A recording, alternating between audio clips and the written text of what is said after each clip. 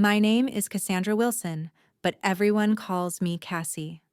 I am 34 years old, and last Tuesday, my entire life changed when I checked my lottery ticket and discovered I had won $47 million. My hands shook as I stared at those six numbers that matched perfectly. After the initial shock wore off, a strange thought crossed my mind. I would tell absolutely no one about this money. You see, I have a complicated history with my family when it comes to finances. I have a complicated history with my family when it comes to finances. Before that fateful Tuesday, my life was painfully ordinary.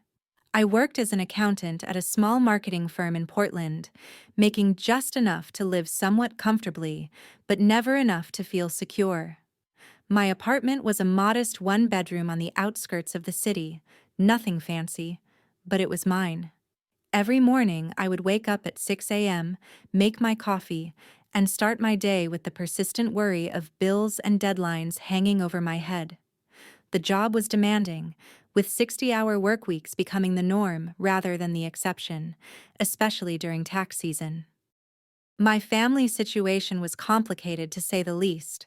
My parents, Gregory and Diane Wilson, divorced when I was 14 and both remarried within 2 years. My father, Gregory, a high school physics teacher, married Stephanie, a real estate agent with expensive taste and an even more expensive lifestyle. My mother, Diane, found love with Warren, a successful business owner who had more money than my father, but kept a tight grip on every penny. I have two siblings. My younger sister, Lisa, is 30 and has always been the golden child. She graduated from an Ivy League university, married a surgeon named Paul, and now lives in a beautiful house in the suburbs with their two perfect children.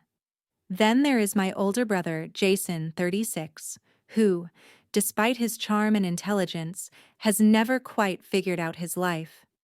He bounces from job to job, relationship to relationship, and has made borrowing money from family members something of an art form. The pattern was always the same: a desperate call, an emotional plea, a promise to pay it back, then radio silence until the next crisis. Extended family was no less complicated. My Aunt Martha, my mother's younger sister, was perhaps the only genuine person in our family circle. Despite living paycheck to paycheck as an elementary school teacher, she always found ways to show up when it mattered. She drove an ancient Honda that made alarming noises, lived in a small apartment filled with books and plants, and never complained about her circumstances. In stark contrast was my Aunt Heather, my father's older sister, who had married wealthy and never let anyone forget it. She spent holidays critiquing everyone's life choices and making backhanded comments about my career, apartment, and perpetually single status. My cousin Ryan, her son, had inherited her entitlement but none of her financial success, and had a gambling problem that the family pretended not to notice. My history with financial assistance in the family had left me jaded. When Jason needed $5,000 for rehab 3 years ago, I emptied my modest savings account to help him, only to discover months later that he had never actually gone to treatment.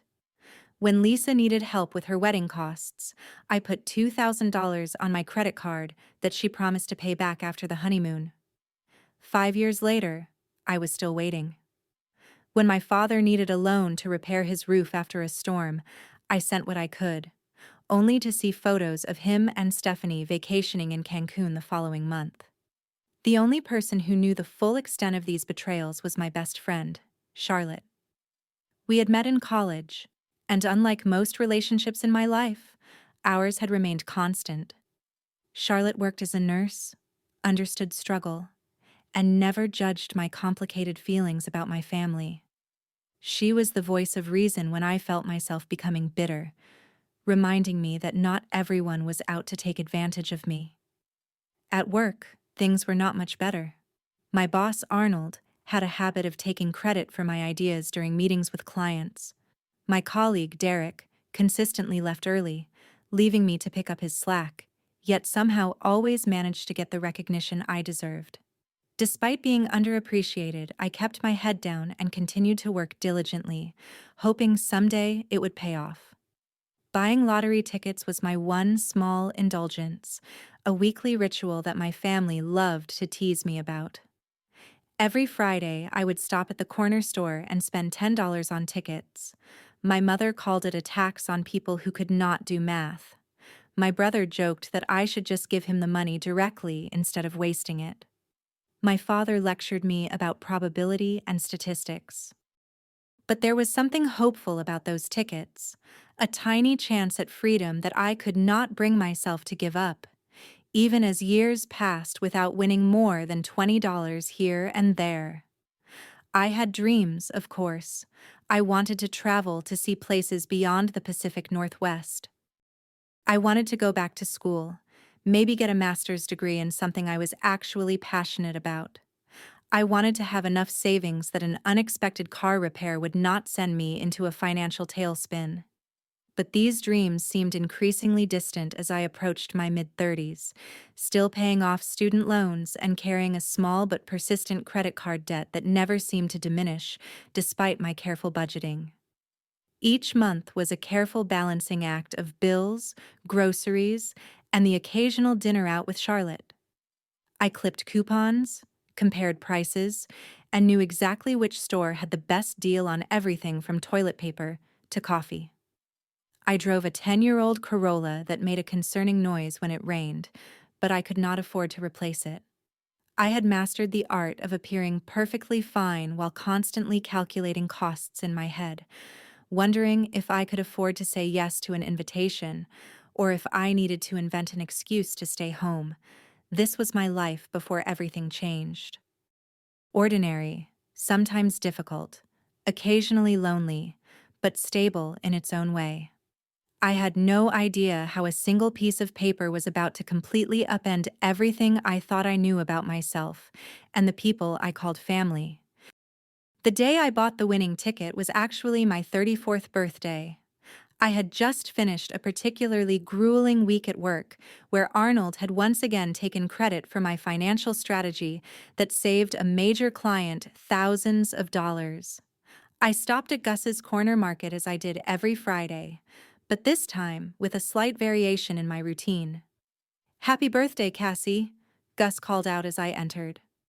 Gus was a kind older man who had owned the store for over 30 years. He knew all his regular customers by name and always had a friendly word to share. "Thanks, Gus." "The usual, please, and maybe one extra for good luck," I replied, handing him $20 instead of my typical $10. "Birthday splurge, huh? Maybe today is your lucky day," he said with a wink as he handed me my tickets. Instead of my usual quick pick, I decided on a whim to choose my own numbers. I selected my birth month and day, 3 and 16, my mother's birthday, 12, my father's birthday, 21, Martha's birthday, 9, and Charlotte's birthday, 30. 6 numbers that represented the most important people in my life, even those who had disappointed me. That evening, I ordered takeout from my favorite Thai restaurant, opened a bottle of wine Charlotte had given me as a birthday gift, and settled in for a quiet night alone. The lottery drawing was at 8 p.m., but I barely paid attention as I scrolled through social media, seeing posts from acquaintances enjoying far more exciting birthday celebrations than mine. At 8:30, I remembered the tickets and lazily picked up my phone to check the numbers, expecting nothing as usual. The first number matched, 3. I smiled slightly. The second matched, 16. My heart rate picked up just a bit. Third number, 12. Fourth, 21. By now, my palms were sweating. Fifth number, 9. I was holding my breath. Sixth and final number, 30. I stared at my phone for what felt like an eternity.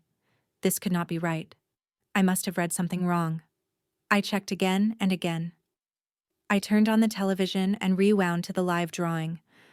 I watched as each of my numbers appeared on the screen one after another. My hands shook so badly I dropped the remote. "No way," I whispered to the empty apartment. No way.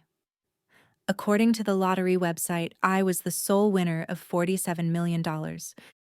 After taxes, it would be somewhere around $28 million, an unfathomable sum for someone who had been excited earlier that day about a 10% off coupon for laundry detergent. I did not sleep at all that night. Instead, I spent hours researching lottery winners online.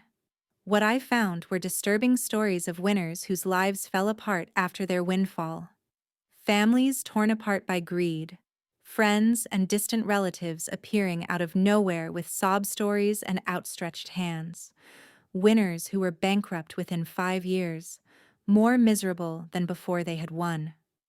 One article called the lottery the quickest path to losing everything you care about. As the sun rose, I made my decision. I would claim the money, but I would tell no one. Not my parents, not my siblings, not even Charlotte, at least not right away. I needed time to process this, to make a plan, to understand what this money would mean for my life before everyone else tried to tell me what to do with it.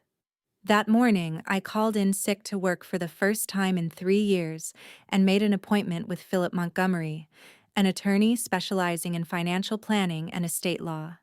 His office was in a downtown high-rise, and as I sat in the waiting room in my ordinary clothes, clutching my purse with the winning ticket inside, I felt like an imposter. "Miss Wilson," Philip greeted me, extending his hand. He was in his 50s, with salt and pepper hair and kind eyes behind expensive glasses. "What can I help you with today?"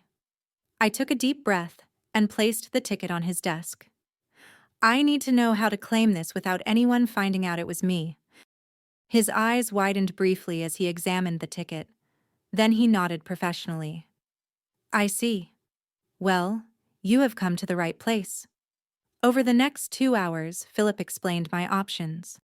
In our state, lottery winners could claim prizes through trusts or legal entities that would keep their identities private. He outlined the process of setting up a blind trust, how taxes would work, and the importance of assembling a team of financial advisors to help manage such a large sum. "The biggest mistake winners make," he told me, "is telling too many people too quickly.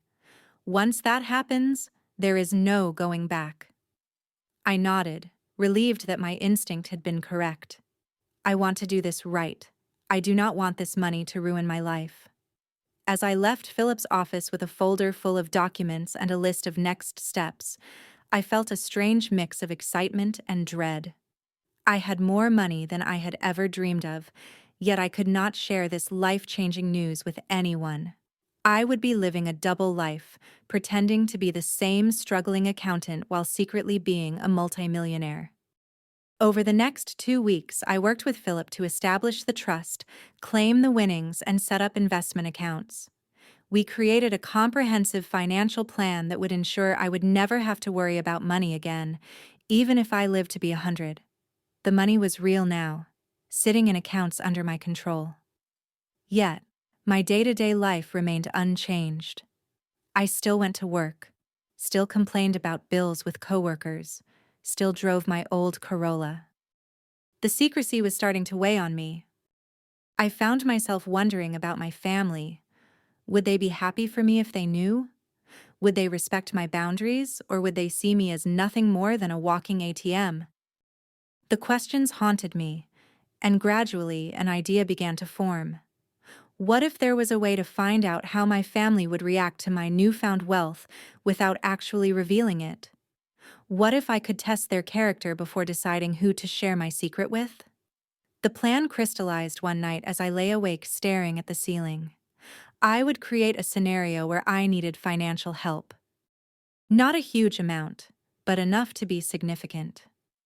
I would approach each family member with the same story, the same request, and see who would help me without the prospect of gaining anything in return. Only then would I know who deserved to be part of my new life. The next day, I met with Philip again to ensure my finances were properly secured before proceeding with my plan. We had established a diverse investment portfolio, set up trusts for future charitable giving, and created a modest personal account that would allow me to access funds without raising suspicion. The bulk of the money was safely invested, untouchable by anyone but me. "Everything is in order, Cassandra," Philip assured me, sliding a folder across his polished desk. "Your financial future is secure. You could stop working tomorrow if you wanted to." The thought was tempting, but I knew an abrupt lifestyle change would raise questions. "I am not ready to answer. I think I will stay at my job for now," I replied. "At least until I figure some things out." That evening, I invited Charlotte over for dinner. As we sat on my small balcony with glasses of wine, I decided to share part of my plan with her.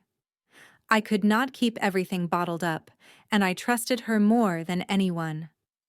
"I am thinking about conducting a sort of experiment with my family," I began carefully. Charlotte raised an eyebrow. "What kind of experiment?" I took a deep breath.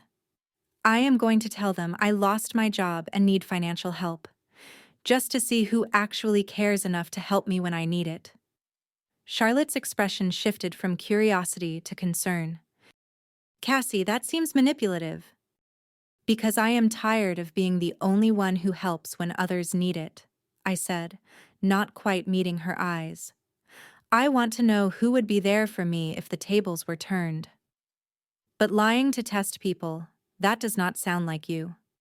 Charlotte set down her wine glass. "Why not just ask them how they feel about you? Have an honest conversation." I laughed without humor. "Right? Because my family is so great at honest conversations. You know how they are, Charlotte. You have seen how they treat me." "Still, this feels wrong. What are you trying to prove?" "I am not trying to prove anything," I insisted, though that was not entirely true. "I just want to know who actually cares about me versus who sees me as a resource." Charlotte shook her head. "I think you are going to hurt yourself more than anyone else with this. But I know that look in your eye. You have already made up your mind." She was right. I had spent that day crafting my story, making sure it was believable, but not so dramatic that it would raise suspicion. I would tell everyone that the marketing firm I worked for had suddenly shut down after losing its biggest clients. I would say I needed $5,000 to cover rent and medical expenses until I found a new position. It was a significant amount, but not outrageous, and certainly not beyond the means of most of my family members. I made a list of everyone I would approach: my mother, Diane, and stepfather, Warren; my father, Gregory, and stepmother, Stephanie; my sister, Lisa, and her husband, Paul; my brother, Jason; my Aunt Martha; my Aunt Heather; and my cousin, Ryan. 10 people, all of whom had turned to me for help at some point, all of whom I had supported either financially or emotionally when they needed it. The next day, I practiced my story with Charlotte, who reluctantly agreed to help despite her misgivings. "You need to sound genuinely distressed but not desperate," she advised, "and have specific details ready about the company closing. They might ask questions." I nodded, taking notes. "I will say the CEO had been embezzling funds and the company is under investigation. That would explain why it happened so suddenly and why I might not get my final paycheck." "And what about your job search?" "They will ask about that." "I have been applying everywhere, but the job market is tight, especially for specialized accounting positions. I have some interviews lined up, but nothing definite yet, and my emergency fund is depleted from some recent medical tests." I had thought through every detail, creating a scenario that would elicit sympathy without raising too many questions. As I finalized my plan, I felt a twinge of guilt. Was Charlotte right? Was this manipulative and wrong? But then I remembered all the times I had emptied my savings to help these same people, often at great personal cost, and my resolve strengthened. This was not just about testing them. It was about protecting myself and my future. I made a prediction list of how I thought each person would respond. My mother would probably offer some help, but less than I needed. My father would lecture me about financial responsibility, but might send a small amount. Lisa would claim she could not help due to the kids' expenses. Jason would definitely say he had no money. Warren and Stephanie would refuse outright. Aunt Heather would judge me for my poor life choices. Cousin Ryan would promise help that would never materialize. The only person I had real hope for was Aunt Martha. Despite having the least to give, she had always been the most generous with what she had. But even with her, I tried to keep my expectations low. $5,000 was a lot of money for a public school teacher living alone. The plan was set. Over the next week, I would reach out to each family member individually, tell them the same story, and see who stepped up. Only then would I decide who deserved to know about my lottery win. Only then would I know who truly cared about me beyond what I could do for them. With a mix of anticipation and dread, I picked up my phone and made the first call. It was time to find out who my real family was. I decided to call my mother first. Diane had always prided herself on being a nurturing parent, frequently reminding us how she had sacrificed her own dreams to raise her children. If anyone would help, I thought it would be her. My hands trembled slightly as I dialed her number. She answered on the third ring, sounding distracted. "Hi, Mom," I said intentionally, making my voice sound strained. "Cassie, is everything okay? You sound upset." I launched into my prepared story, telling her about the company suddenly closing, the lost wages, and my precarious financial situation. As I spoke, I could hear her breathing change, growing more concerned with each detail. "Oh, honey, that is terrible," she said when I finished. "Have you applied for unemployment? What about your emergency fund?" I explained that unemployment would take weeks to process, and that my emergency fund had been depleted by recent medical tests for some concerning symptoms. I did not specify what the symptoms were, allowing her imagination to fill in the blanks. "I hate to ask this, Mom, but I need help. About $5,000 to cover rent and medical bills until I can find something new. I promise I will pay you back as soon as I can." There was a long pause on the other end of the line. "Oh, Cassie, you know, Warren and I just put a down payment on the lake house. We are pretty cash poor right now." Her voice took on a slightly defensive tone. "Have you asked your father or Lisa? Paul makes good money at the hospital." I was hoping to avoid asking Dad, I said truthfully. "And Lisa has the kids and their private school tuition." "Well, let me talk to Warren and see what we can do," she said finally. "But I cannot promise anything. You know how tight he is with money, especially when it comes to, well, you know." I did know.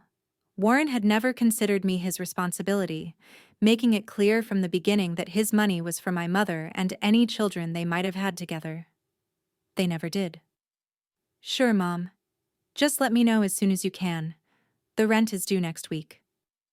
"I will, honey, and I am so sorry about your job. These things always work out for the best, though. Maybe this is a sign you should look at changing careers to something more stable." After hanging up, I noted her response in a journal I had started for this purpose. She had expressed concern, but immediately looked for ways to pass the responsibility to someone else.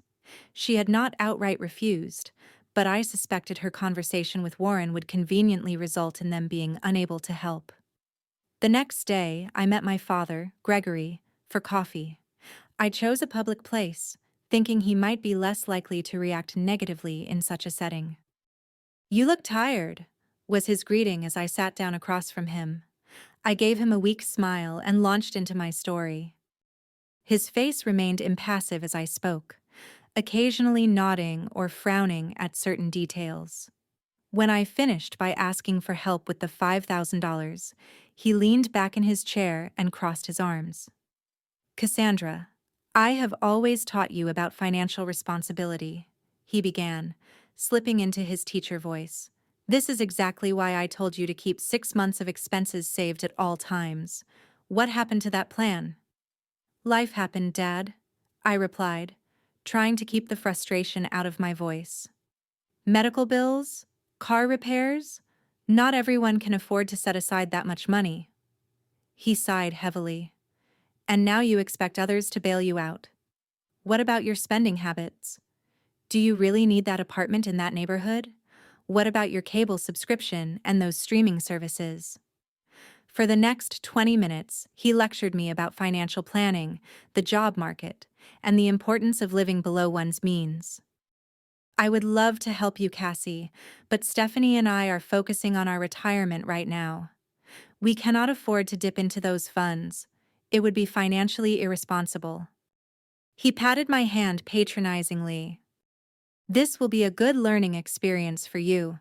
Sometimes we need to hit rock bottom before we make necessary changes. I nodded, fighting back tears that were only partly for show.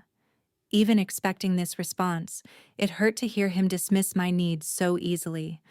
My sister Lisa was next. I drove to her beautiful suburban home on a Saturday afternoon. Her husband, Paul, was golfing, giving us privacy to talk. "Cassie, what a surprise!" she exclaimed when she opened the door. "The kids are at their swimming lessons. Come in." Her house was immaculate, with expensive furniture and framed professional family photos on every wall. As we sat in her gourmet kitchen sipping lattes from her commercial-grade espresso machine, I told her about my situation. "Oh my God, that is awful," she gasped, reaching across the granite island to squeeze my hand. "I cannot believe they would just close like that. Poor you." Her sympathy seemed genuine, and for a moment, I felt hopeful. Then I mentioned needing to borrow $5,000.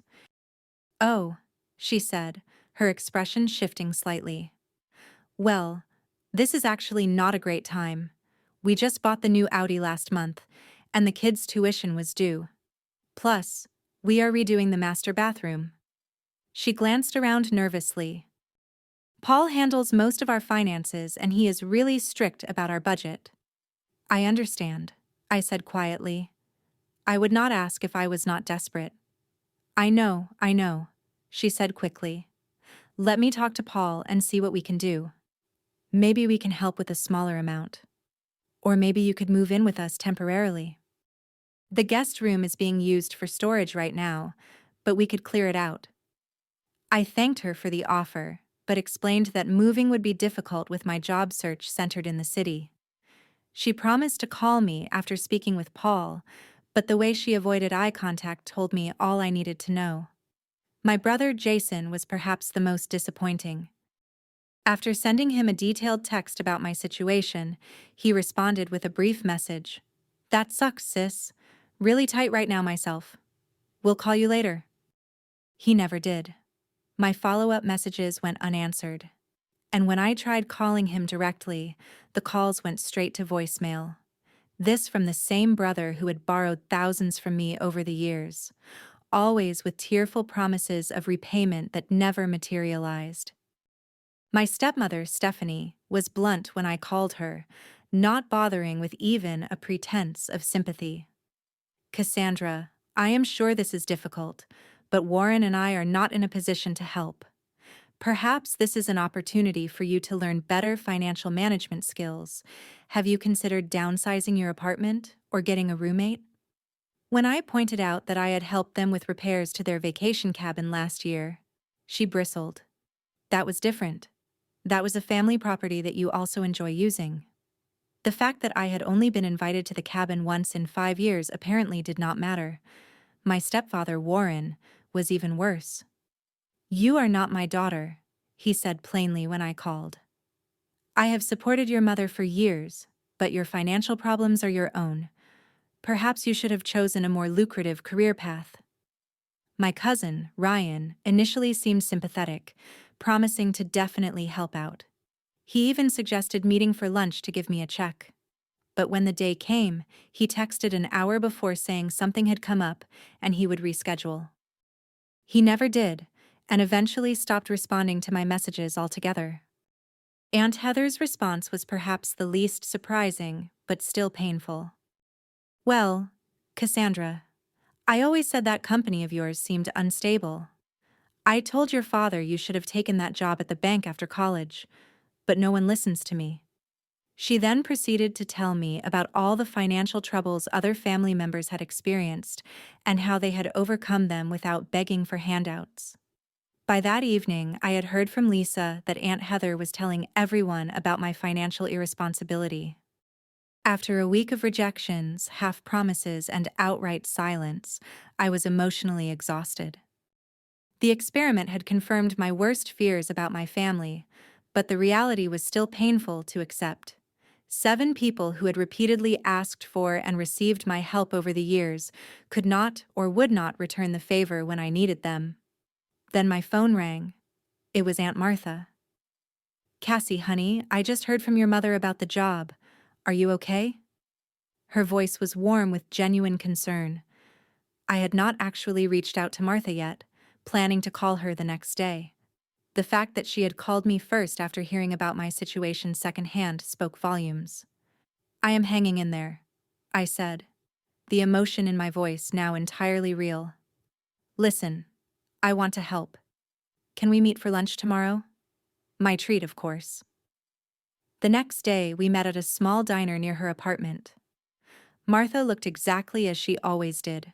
Her silver-streaked hair pulled back in a simple ponytail, wearing jeans and a cardigan with mismatched buttons.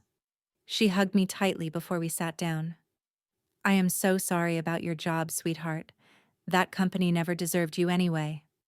As we ate, she asked thoughtful questions about my job search and offered to reach out to some former colleagues who had connections in the business world.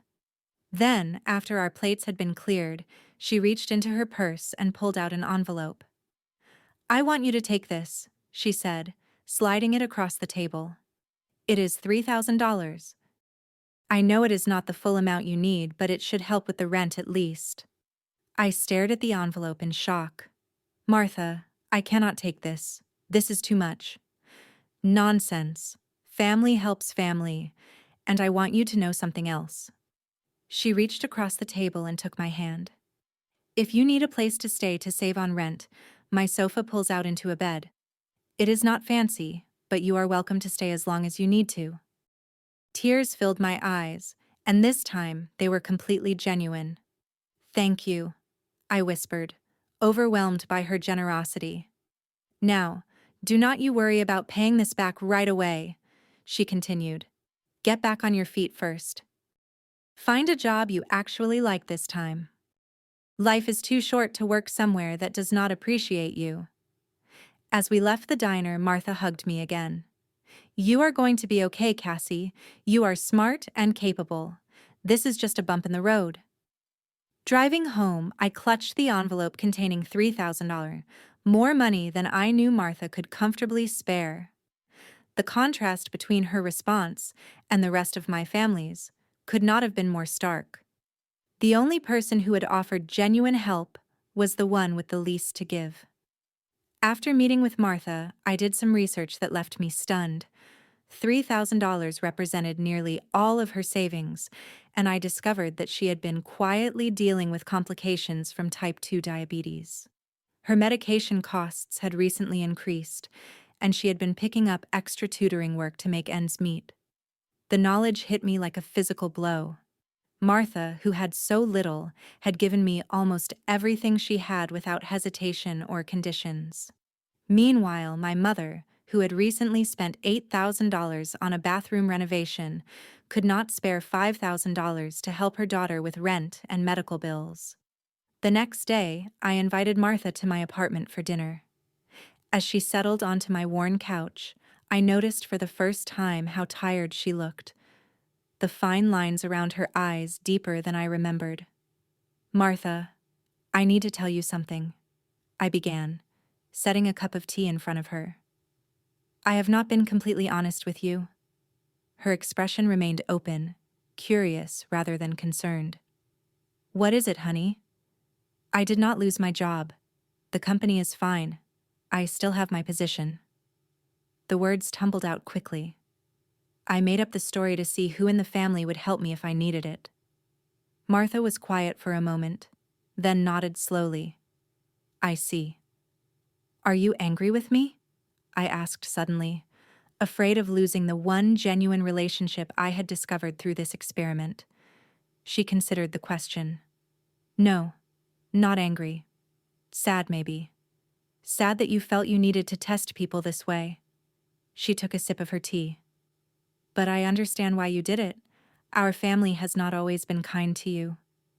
You were the only one who offered to help, I told her. Everyone else had excuses or just ignored me entirely. Martha sighed. People show you who they are when giving becomes inconvenient. I learned that lesson the hard way myself. What do you mean? She set down her cup and folded her hands in her lap. My ex-husband, Robert. Did I ever tell you why we really divorced? I shook my head.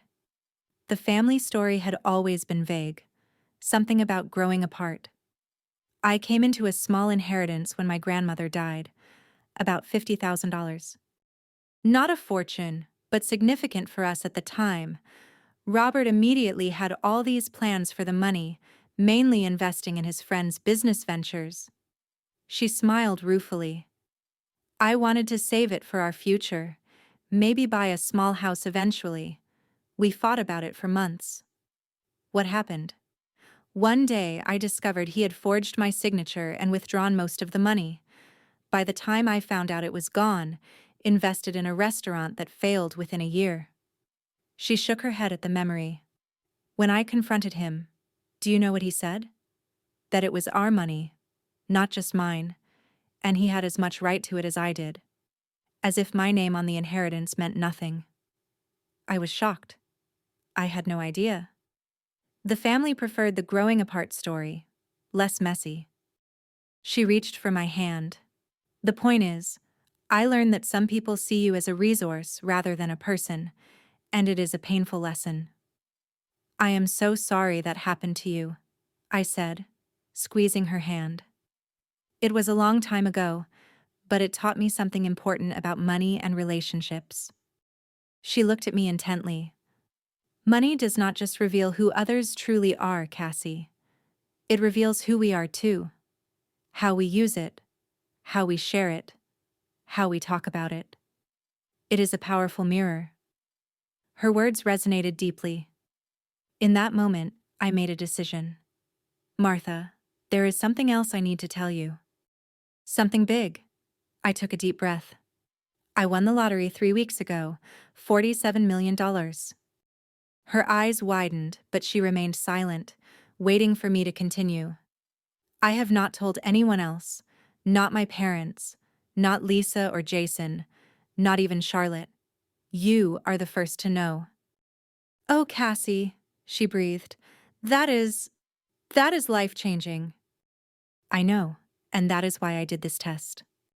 I needed to know who would be there for me without knowing about the money.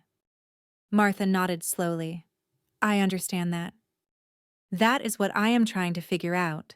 The money is secure, and I have good financial advisors, but I do not know how to handle the family. Martha considered this. You know you do not owe anyone anything, Cassie, not even me, but I want to help. I insisted. Your medical expenses, a better apartment. Whatever you need. She smiled gently. I do not need anything from you, sweetheart. I am happy with my life. My apartment is small, but it is full of things I love. My car runs most of the time. I have my students and my books, and now this wonderful secret with my favorite niece. She patted my hand. Just knowing you are secure and happy would be enough for me. Her selflessness brought tears to my eyes. Here was someone who had given me almost everything she had when she thought I needed it, and now was asking for nothing in return when she knew I had millions. As we continued talking into the night, the contrast between Martha and the rest of my family became even more stark. While I had been conducting my experiment, word had spread through the family about my supposed financial troubles. Instead of prompting concern, it had mainly generated gossip and judgment. My phone buzzed with a text from my mother. Heard you asked Lisa for money too. You should have told me you were asking everyone. Feels like you are playing us against each other. Another came from my father. Stephanie tells me you have been calling everyone for handouts. This is exactly the kind of irresponsible behavior I warned you about. The family had turned my request for help into evidence of my character flaws, rather than an opportunity to show compassion, and in doing so, they had revealed everything I needed to know about the true nature of our relationships. The morning after my conversation with Martha, I met with Philip to discuss my long-term financial plans. Now that I had clarity about my family relationships, I could make decisions about my future with open eyes. I want to set up a trust for my Aunt Martha, I told him. Something that will cover her medical expenses and provide her with a comfortable retirement, but in a way that feels like a gift rather than charity. She is very proud. Philip nodded, making notes. We can structure it as a family trust that provides a monthly stipend. She would not have to manage a large sum all at once, which can be overwhelming for someone not used to wealth. Perfect. And I want to buy her a small house near wherever I decide to live. Nothing extravagant, just comfortable and accessible for someone with health issues. We spent the next hour discussing investment strategies, charitable foundations, and my own living situation. I had decided to give notice at my accounting job and focus on establishing a nonprofit organization aimed at helping elderly people living alone, inspired by Martha's situation and the many others like her. What about the rest of your family? Philip asked cautiously. Do you plan to tell them about the winnings? I shook my head. Not right now. Maybe not ever. But I do want to arrange a family meeting to clear the air about my financial troubles. Later that day, I called Charlotte and finally told her the truth about everything, the lottery win and the family experiment. After her initial shock, she understood why I had kept it secret. So what now? She asked.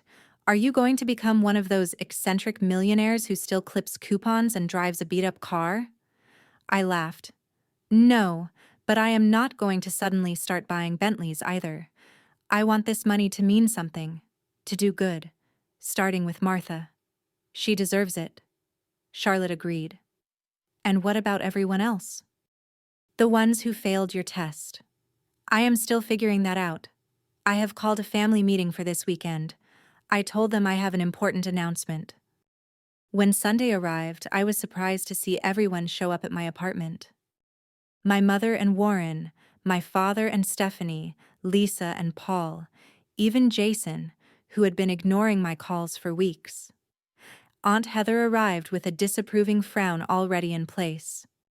Aunt Martha came last, giving me a secret smile as she entered. As everyone settled into my small living room, looking around with varying degrees of curiosity and judgment, I stood before them, feeling strangely calm. Thank you all for coming, I began. I know there have been rumors going around about my financial situation, and I wanted to address them directly. My mother shifted uncomfortably. The truth is, I am fine. I have found a new job with better pay and benefits. This was technically true, as I had just appointed myself executive director of my new foundation with a modest salary. I will be transitioning to that position next month. Well, that is wonderful news, my mother said with obvious relief. We have all been so worried. I noticed several faces relax around the room. They had come expecting either to be asked for money again, or perhaps to stage some sort of intervention about my financial habits. Instead, they were getting good news that required nothing from them. So why all the drama about needing money? My father asked, his tone accusatory. Why ask everyone for help if you had a job lined up? I met his gaze steadily. The job came through recently, and when I was in trouble, I reached out to my family. That is what family is supposed to be for, right? An uncomfortable silence fell over the room. Well, we all have our own financial commitments, Stephanie said defensively. It is not always possible to help, even when we want to. Of course, I agreed. We all have to make choices about our priorities. I turned to Jason. Speaking of which, Jason, I noticed you never responded to my messages when I needed help. Yet, you had no problem asking me for $3,000 last Christmas for your rent. He had the grace to look embarrassed. I was going through some stuff, and I did not have any money to give you. You did not even call me back. I pointed out that would have been free. The meeting continued in this vein, with me calmly but firmly addressing the hypocrisy and absence of support I had experienced. No one admitted any wrongdoing. There were excuses, justifications, and even some attempts to turn the blame back on me for making everyone feel guilty. As they filed out after an uncomfortable hour, I felt a strange sense of closure. I had not told them about the lottery win, but I had stood up for myself in a way I never had before. The money had given me something perhaps more valuable than wealth itself: the courage to see my relationships clearly and to set boundaries accordingly. Martha stayed behind after everyone left, helping me clean up the coffee cups and plates. "You did well," she said quietly. "That could not have been easy." "It was actually easier than I expected," I replied. For the first time, I was not afraid of disappointing them because I realized their opinion of me was never based on who I really am. Martha smiled. "That is a powerful realization. So, what happens next?" "Next," I said, "we start looking at houses for both of us." 1 year later, my life was unrecognizable from the day I had first discovered those matching lottery numbers. I had moved into a beautiful but modest home in a quiet neighborhood with a garden that brought me joy each morning. Just 3 blocks away was Martha's new house, a single-story craftsman with wide doorways to accommodate her walker on the days her diabetes made walking difficult. My nonprofit organization's second family had grown beyond my expectations. We provided companionship, home repairs, and financial assistance to elderly people living alone, with a special focus on those estranged from their families. The work was rewarding in a way my accounting career had never been, and we had already helped over 200 seniors in our city. Charlotte had eventually joined the organization as our outreach coordinator, bringing her nursing expertise and compassionate nature to our mission. She and I still had our weekly wine nights, though now they took place on my comfortable patio rather than in my cramped apartment.